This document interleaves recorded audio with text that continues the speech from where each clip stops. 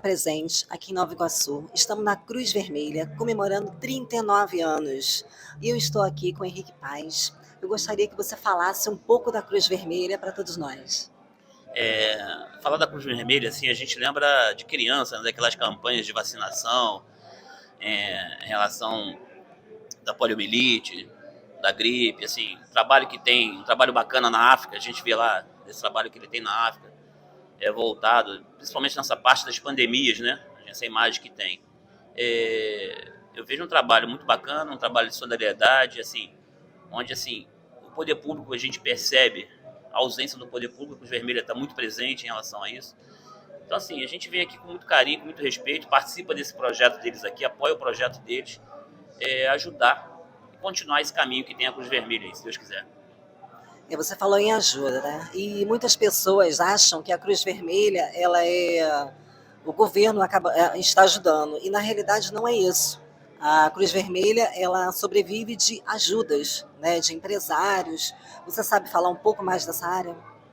Em relação a alguns apoios, algumas coisas que a gente vê, esses projetos da Cruz Vermelha, é uma coisa muito pessoal. A gente prefere deixar isso uma relação pessoal nossa com a Cruz Vermelha para não transformar isso numa questão política.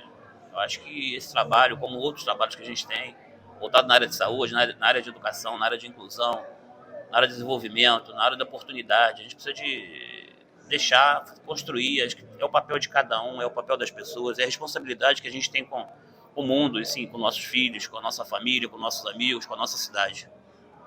Henrique, você também está lançando uma pré-candidatura a prefeito de Nova Iguaçu. Você pode falar um pouco da sua pré-candidatura? Eu recebi um convite do partido, nosso partido, lá da executiva do partido, da qual eu faço parte. A gente recebeu um convite para essa pré-candidatura aqui. Na verdade, foi um chamado, foi um pedido dos amigos e alguns colaboradores que participaram do nosso projeto. E a gente colocou nosso nome para poder entender. Mas assim, a gente não quer abrir mão da nossa vida pessoal, do nosso ponto de vista, da nossa ideologia, do nosso caminho. Assim, não queria que transformasse. A gente sabe que vai ter uma mudança muito grande quando se expor, quando tiver essa construção, mas a gente quer manter essa linha de condução que a gente tem, é o desenvolvimento sustentável em relação à inclusão. Acho que é muito grave o processo da inclusão, e assim, diminuir a desigualdade. Seriam essas três palavras que a gente usaria nesse início de momento do nosso projeto da pré-candidatura a prefeito de Nova Iguaçu. Você é um iguaçuano, né? Assim, Então, é nascido e criado em Nova Iguaçu. Conta um pouco da sua história aqui com o município de Nova Iguaçu. eu nasci na Frutoso Rangel, em Nova Iguaçu, na rua Frutoso Rangel ali, número 60, nas mãos de uma parteira, Dona Neia. Estudei no Colégio Estadual Califórnia, no colégio público. Eu sou produto do serviço público, então assim, venho na saúde de um serviço público, venho na educação do serviço público.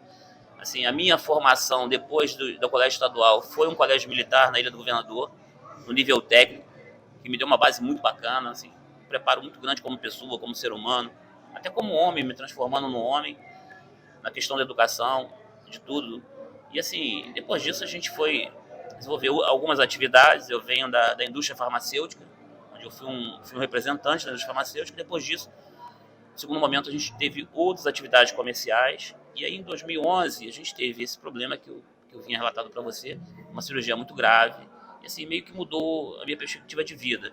Eu abdiquei da minha questão profissional e para poder desenvolver a minha questão pessoal. Então, eu tinha alguns projetos que eu gostaria de fazer. E a gente escolheu em 2011 fazer medicina. Quando eu escolhi fazer medicina, comecei a construir essa relação, esse projeto novo. As pessoas achavam uma loucura. Ninguém acreditava nisso, que a gente ia conseguir, em função da atividade que eu tinha, a quantidade de funcionários. Naquele momento a gente tinha 700 funcionários, várias empresas. Mas assim, a gente conseguiu enxugar, a gente conseguiu organizar, falou, vou parar um pouquinho aqui, vou diminuir ali. E assim, me formei médico, talvez seria o grande legado que eu quero levar para o meu final de vida. Eu, quando escolhi a medicina, eu acho que a gente tem que ter uma atividade profissional até o final da nossa vida, e eu vejo a medicina assim, um grande legado que eu vou conseguir levar. Henrique, muito obrigada pela sua entrevista. Você gostaria de usar esse canal de comunicação para deixar alguma mensagem para o público iguaçuano? Eu sou fruto da terra, né? Eu tenho muito carinho, assim, muita gratidão por Nova Iguaçu. Às vezes eu fico assim uma incógnita que tem na minha vida. Minha mãe foi embora aos 3 anos de idade, né? E assim, eu quando era criança eu chorava muito, reclamava muito disso, em relação dessa coisa da minha mãe ir embora. Depois minha mãe, descobri minha mãe em Brasília, muitos anos depois, 37 anos depois, e assim, eu reclamava muito com Deus, essa coisa de ela ter ido, ter ficado aqui. E depois disso tudo, um dia eu pedi desculpa a Deus e agradeci dizendo o seguinte: poxa, Nova Iguaçu que me deu tudo, que me construiu, que me deu oportunidade. Então acho que a política, assim, quando eu falo política, a gente tem que separar a política de políticas públicas de política partidária. A gente tem esse conflito com a gente tem essa confusão, principalmente em época de eleição. Então a política é o caminho mais curto que vai poder levar, poder atender, diminuir desigualdade, seja na educação, seja na saúde, desenvolvimento, seja no processo da inclusão. Então, assim, a gente recebeu uma palestra ali falando sobre paciente com deficiência. O que a gente tem de projeto de inclusão em Nova Iguaçu? Nada. Você vai sair daqui numa escada e você tem dificuldade ali, acolá. E assim, nos prédios públicos, a gente entende, por exemplo, esse prédio é um prédio muito antigo. Às vezes você tem que se adequar a uma coisa mais difícil. Por que esses projetos novos, por que essas estruturas novas que são feitas não pensam sobre isso, não falam sobre isso? E quando a gente fala sobre deficiência, a gente fala do idoso. Então, assim, aí tu vai pegar o índice de crescimento do idoso a 20, 25%, pode chegar a 30, 35%, os estudos que tem falando sobre isso. Então, assim, o que te recebe de idoso em Nova Iguaçu? Me fala você, o que você entende de idoso? O que você fala para mim? Você vê aqui de projetos de trabalho, de cuidado?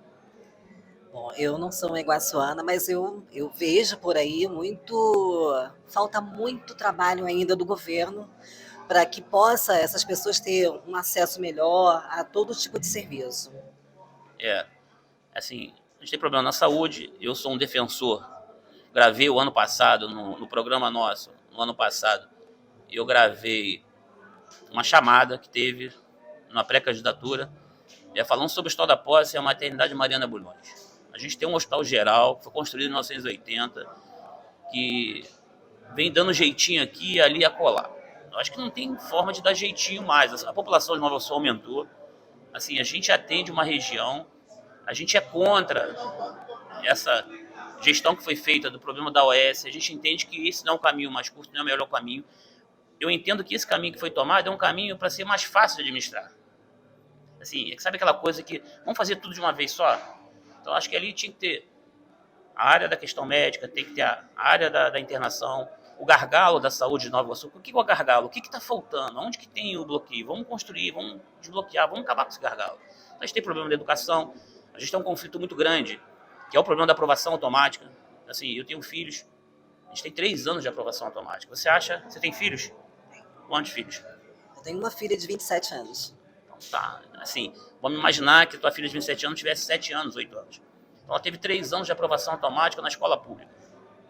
Você acha que ela tem a mesma base que uma criança que teve aula online, que teve acompanhamento? Claro que não.